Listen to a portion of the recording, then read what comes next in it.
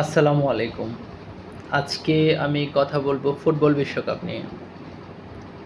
Football বিশ্বকাপ ২০২৬ শুরু হয়েছে গত ১১ই জুন থেকে।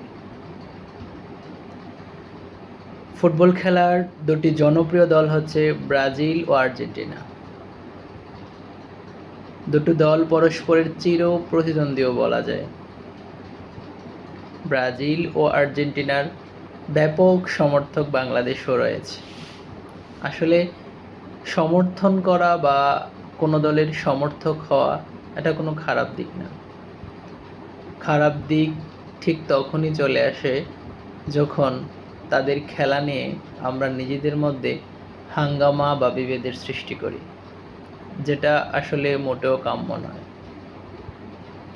ফুটবল বিশ্বকাপ এটা একটা বৈশ্বিক উৎসব।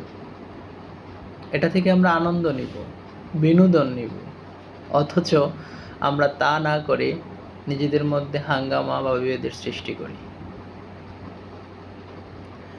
আসলে মাঠের প্রতিদ্বন্দ্বিতা মাঠেই শেষ হয়ে যায়, অথচ এই খেলার রেশ ধরে আমরা নিজেদের পাড়া বা মহল্লায় বন্ধুদের মাঝে ঝগড়া, মারামারি কিংবা সামাজিক যোগাযোগ মাধ্যমে যখন কাদা ছোড়াছুড়িতে লিপ্ত হই, তখন আসলে ফুটবল বিশ্বকাপের মূল সৌন্দর্যটুকু থাকে না। বাংলাদেশের সাধারণ মানুষের দুটো আবেগের জায়গা হচ্ছে ব্রাজিল ও আর্জেন্টিনা।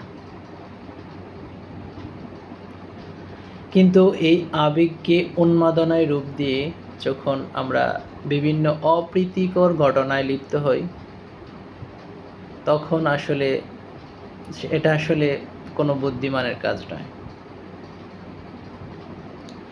কোনো দলের জয় বা পরাজয় যেন আমাদের নিজেদের সৌহার্দ্যপূর্ণ সম্পর্ক, বন্ধুত্ব কিংবা সামাজিক শান্তিকে বিনষ্ট করতে না পারে, সেদিকে আমাদের নজর দেওয়া উচিত। আসলে আমি মনে করি ভিন্ন দলের সমর্থকদের কটু মন্তব্য না করে তাদের ভালো খেলাকে সাধুবাদ জানানোই একজন ফুটবল প্রেমীর আচরণ হওয়া উচিত। দিন শেষে আসলে ব্রাজিল বা আর্জেন্টিনার খেলোয়াড়দের মধ্যে কিন্তু সৌহার্দ্যপূর্ণ সম্পর্ক রয়েছে এবং তারা পরস্পরের বন্ধু কিংবা পেশাদার সহকর্মী। তাদের মাঝে কোনো বিভেদ বা হাঙ্গামা সৃষ্টি হয় না।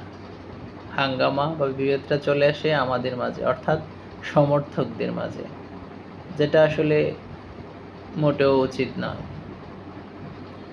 সর্বোপরি আমি একটাই কথা বলবো, সেটা হচ্ছে সুস্থ ক্রীড়া চর্চা ও ভিন্ন দলের প্রতি পারস্পরিক শ্রদ্ধাবোধ বজায় রেখে খেলা উপভোগ করাই আমাদের প্রধান উদ্দেশ্য হওয়া উচিত। সবাই ভালো থাকবেন। আজ এ পর্যন্তই। আল্লাহ হাফেজ।